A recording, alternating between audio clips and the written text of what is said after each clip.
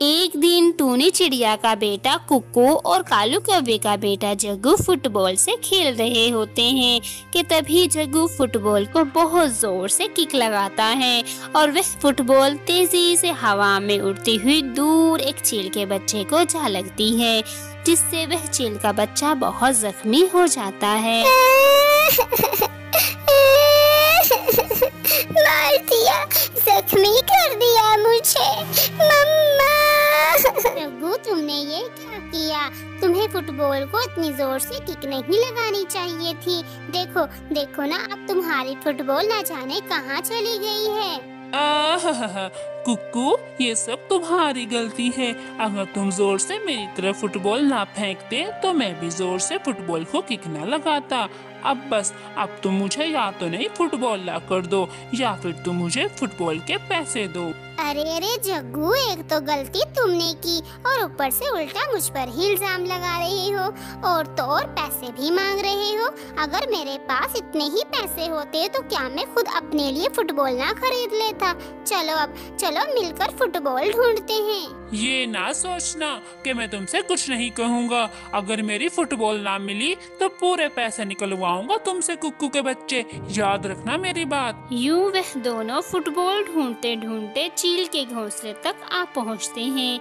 वहां पर उन्हें अपनी फुटबॉल पड़ी हुई दिखाई देती है। माफ करना दोस्त, तुम हमारी वजह से जख्मी हो गए। ये हमने जानबूझकर नहीं किया। तो तुम दोनों हो वो जिसने मुझे ये चोट पहुंचाई है और अब अपनी फुटबॉल भी लेने आ गए हो। जाओ, चले जाओ यहाँ से। तुम दोनों को मैं फुटबॉल ले जाने नहीं दूंगा। और हाँ, नहीं गए यहाँ से तो मैं अपनी मामा से तुम दोनों की धुलाई करवाऊंगा। अरे ओ छोटे चील, ये फुटबॉल मेरी है और मैं इसे यहाँ से ले जाकर ही रहूंगा।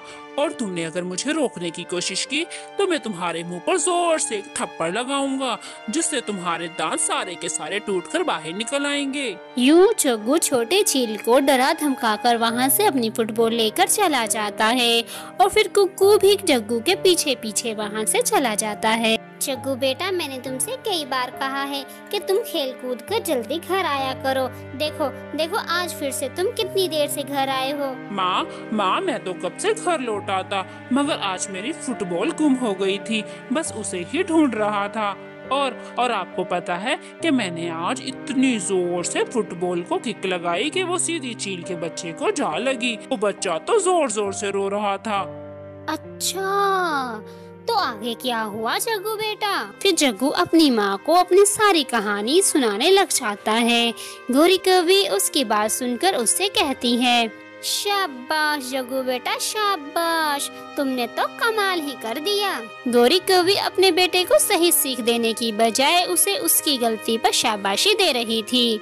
अरे मेरे चीकू बेटे, तुम्हें ये चोट कैसे लगी है? माँ, एक काले रंग के और एक सफेद रंग के बच्चे ने अपनी फुटबॉल से मुझे मारा। बहुत दर्द हो रहा है। उन्होंने बहुत बुरी तरह मारा। जरूर ये कौवे और चिड़िया के बच्चे होंगे। चलो मेरे साथ मेरे बेटे, आज मैं उन्हें अच्छा सबक सिखाऊंगी।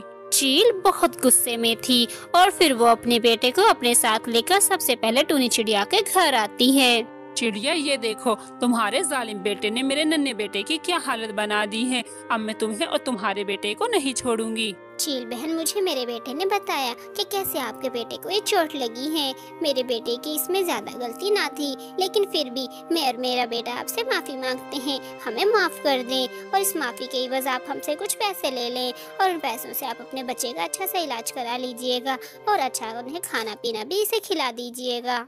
चिड़िया, बात तो तुम समझदारी की कर रही हो। चलो ठीक है, तो फिर माफ किया मैंने तुम दोनों माँ बेटे को। लाओ, इस माफी के एवज मुझे पूरे 2000 रुपए दो। फिर टूनी चिड़िया उस चील को 2000 रुपए दे देती है। फिर वह चील 2000 रुपए लेकर वहाँ से चली जाती है और सीधा कौवों के घर आकर रुकती है।